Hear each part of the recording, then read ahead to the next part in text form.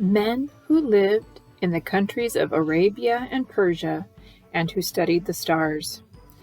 People thought that the Magi had the power to tell the meaning of dreams. Several of the Magi followed a star to Bethlehem and brought Jesus expensive gifts. The Magi honored him as a newborn king. Hi everybody, happy Sunday. I hope that you've had a great couple of weeks. I hope you were able to join in last week and listen to Teacher Jessica's story, and I hope that you guys had a great Christmas now that it's passed, and I hope that you guys were able to spend a lot of time with your family and just celebrate the birth of Jesus like we talked about it just a couple weeks ago. So today our story is called Led by a Star, which might sound very familiar to you. And the big idea that I want you guys to be thinking about throughout our story today is that I can give my very best to worship Jesus. Our Bible verse, which I wrote back on here on the board, is Psalm 86:9. All the nations you have made will come and worship before you, O Lord. They will bring glory to your name.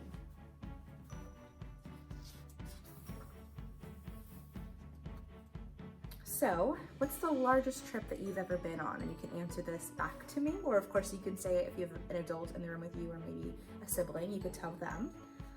How long did it take you to get to the place that you went? How long did you travel? How did you know where to go?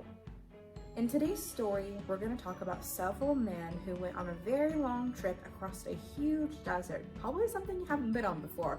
We didn't really travel across deserts very often, and of course if we do, it's not like they did back then, because we have cars now and we have trains and planes, and back then they had traveled a little bit differently than we do now.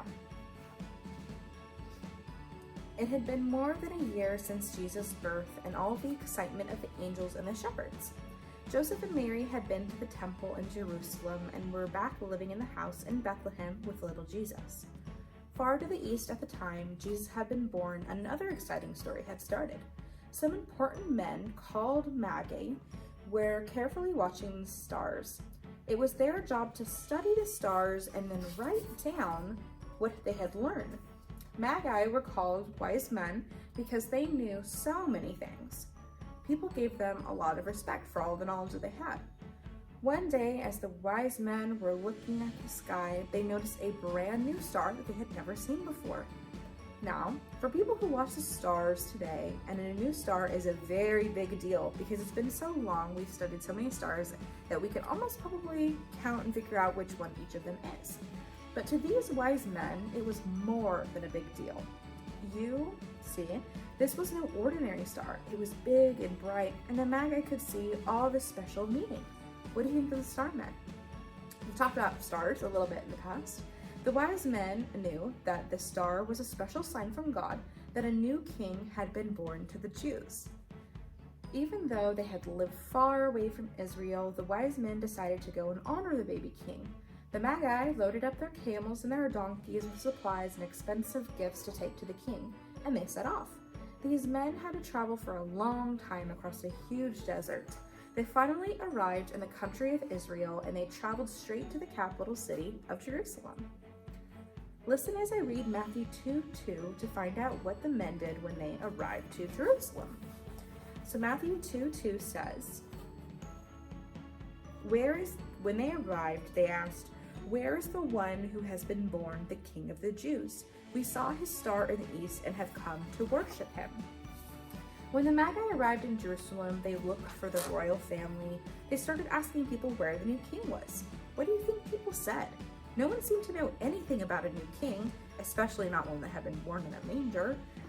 Now there was already a king ruling in Jerusalem, and his name was King Herod. Herod really liked being king, and he had done some terrible things to make sure that no one took his job away from him. Herod had even killed some people because he was so afraid that one day they might steal the throne from him. So when Herod heard of the wise men were asking, he became very unhappy. King Herod decided to ask some questions of his own. He knew that the Jews had been waiting for many years for a special king who they called their savior and who was the Messiah who was to be born. So Herod called together the Jewish priests and religious teachers. "Where do the prophets say that the Messiah is going to be born?" he asked. "In Bethlehem," the leaders told them. The prophet Micah wrote that the Messiah would be born in Bethlehem. They said, "Aha," Herod might have thought, "Bethlehem is just down the road." So the cruel, selfish king came up with an evil plan. He secretly called the wise men and said, "Bethlehem is the place you're looking for," he told them. "Go and look carefully for the child and then come back to me. Tell me where he is so that I can go and worship him too." Do you really think that Herod wanted to go worship Jesus? He had been so threatened by people in the past that he'd even killed them. And so do you think now this baby that had been prophesied to be born, he would go and worship him?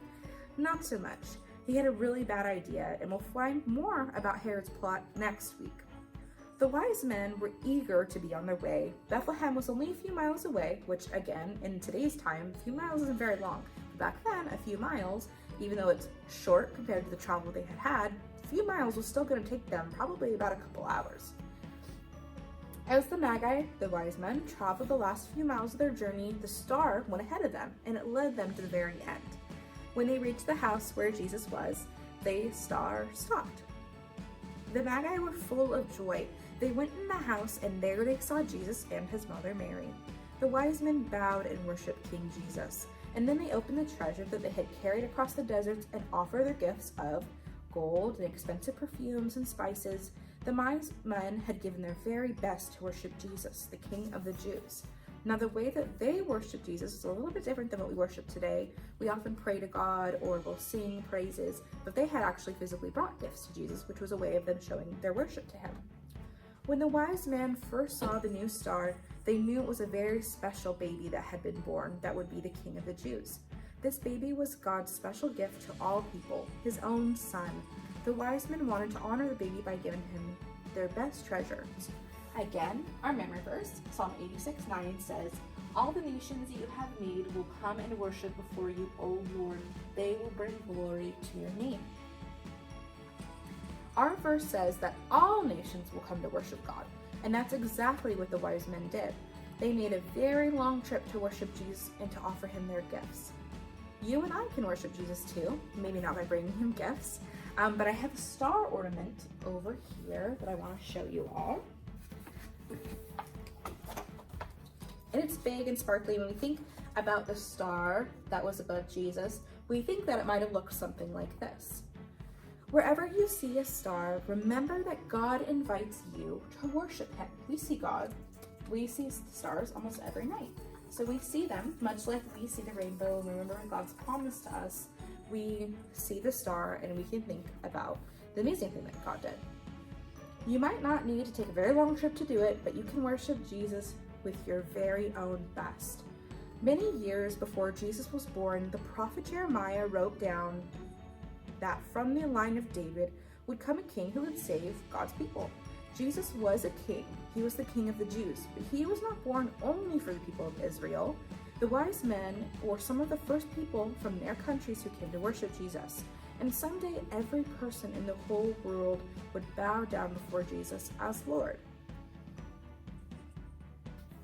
All right, you guys, well, have a great rest of your week. I'll see you in a couple weeks. Make sure you tune in next week to listen to Teacher Jessica's message, and you'll get to learn a little bit about that evil plan that Herod had planned for what he wanted to do for Jesus when he said that he wanted to go and worship him.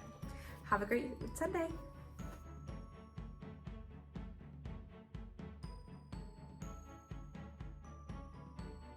Hey guys, welcome back. In today's lesson, you learned about the Magi and how they were led by a star. And so what I want you to do today is I want you to find a blank piece of paper. You can use school paper or cardboard from the recycle bin, or even if your mom has an extra piece of wrapping paper, you could use the back of that. And what I want you to do is I want you to write, "Come and worship" on it, just like that. So here I just used some markers and I made it kind of silly. All I did is I just put little dots at each point.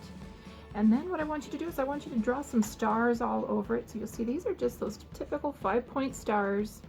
This one's a little bit different and it's still drying. You see how it's drooping?